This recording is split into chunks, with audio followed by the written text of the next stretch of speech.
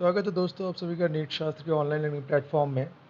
तो जैसा कि आपको पता था कि आज सुप्रीम कोर्ट में हियरिंग थी और आज नीट को लेकर डिसीजन आने वाला था। तो डिसीजन जैसा आप लोगों को पता चल ही गया होगा क्योंकि हमने इस पर एक वीडियो भी आपको डाल दिया है। जैसे ही डिसीजन आया तुरंत हमने एक वीडियो डाला था कि सुप्रीम कोर्ट ने जो PIL थी उसे खारिज कर दिया है। ठीक है, सुप्रीम कोर्ट ने किन तर्कों के आधार पर खारिज किया, क्या बातें सुप्रीम कोर्ट में हुई दोनों पक्षों के द्वारा, जो हमारे जो अजय आलोक वकील जो वकील थे इधर पोस्टपोन के लिए जो पिटिशन डाले थे उनकी तरफ जो वकील थे उन्होंने क्या क्या बातें रखी और सुप्रीम कोर्ट ने कितनी देर तक केस सुना और क्या क्या उसने किन जजों का क्या कमेंट रहा, वो सभी इस वीडियो में हम बताएंगे आपको।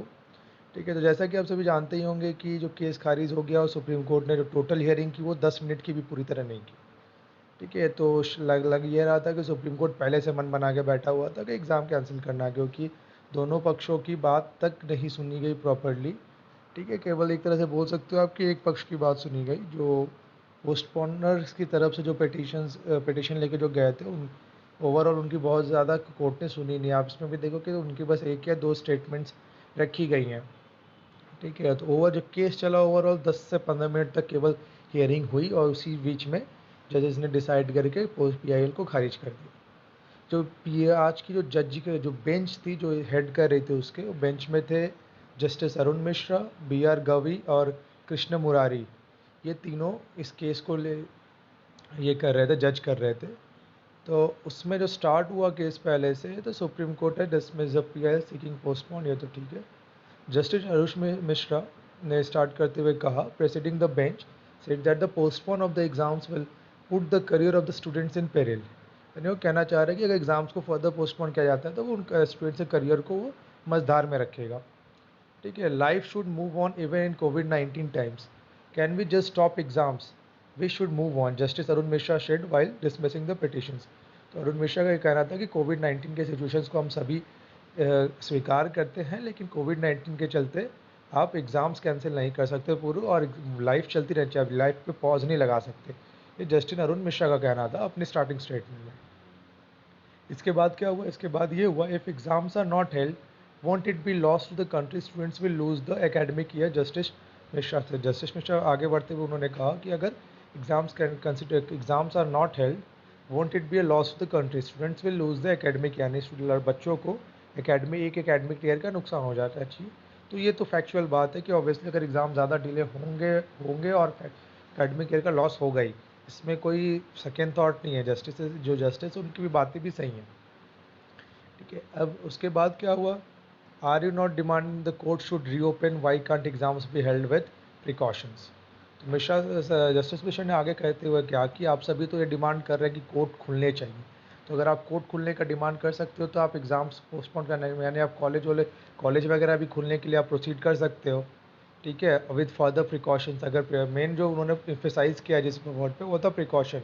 ने कहा कि Y can't exams be held with precautions, यानी जज भी ये बात मान रहे कि अगर एग्ज़ाम्स कराना तभी संभव है और तभी आप कराने पे एग्री कर सकते हैं, वो तभी कराने पे एग्री करेंगे अगर प्रॉपर प्रिकॉशंस का गवर्नमेंट कहती है कि वो प्रॉपर प्रिकॉशंस लेगी, उसका आश्वासन प्रॉपरली देती है, तो ही कोर्ट भी स्वीकार करेगी इस बात पे।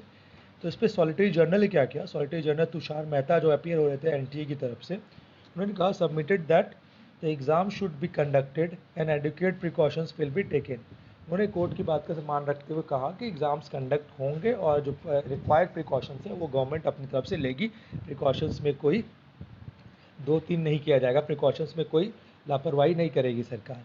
तो ये प्रिकॉशंस कहाँ तक, ये तो गवर्नमेंट बोल रही है, कोर्ट में बोल रही है, वो मीडिया में भी बोलेगी कि हम प्रॉपर प्रिकॉशंस लेंगे। अब इस पर भी हमने आपसे एक जो यूपी में B.Ed के एग्ज़ाम्स उस पर हमने बात की थी आपसे।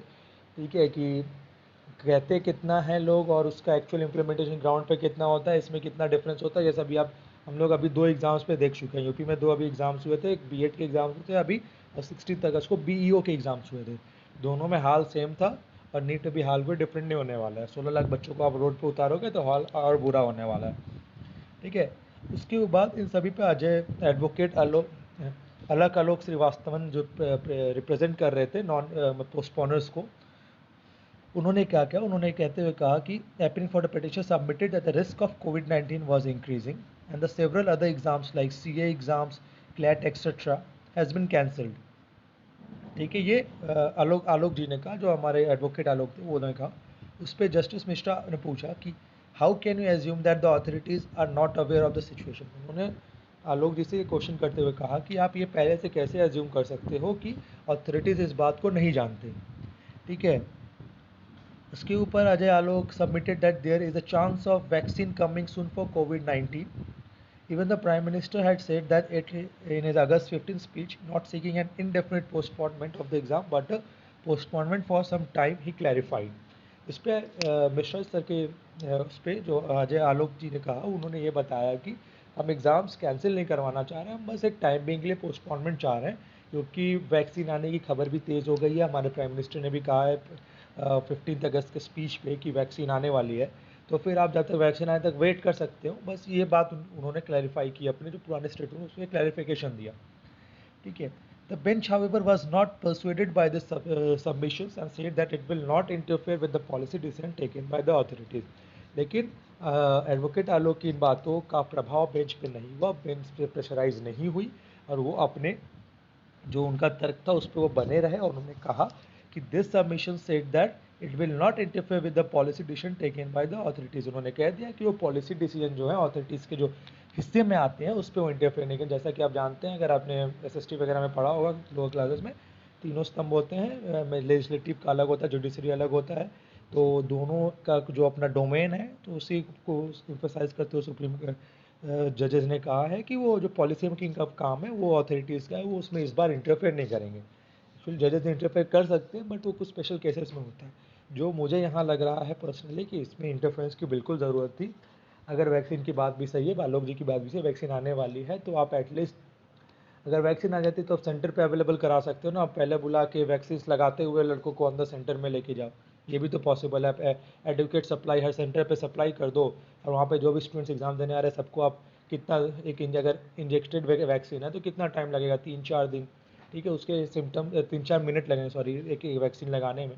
हाँ, कुछ सिम्टम्स उसके हो सकते हैं, लेकिन वो जो आएगा, रिजल्ट आएगा, उस जो फिलहाल प्रेजेंट रिजल्ट ये लोग बोल रहे हैं उससे, तो इस सिनेरियो से तो अच्छा ही रहेगा। ठीक है, तो ये रहा ये पूरा जो हियरिंग था। The bench added that it has taken into record the submission of solicitor general the exams would held with adequate precautions.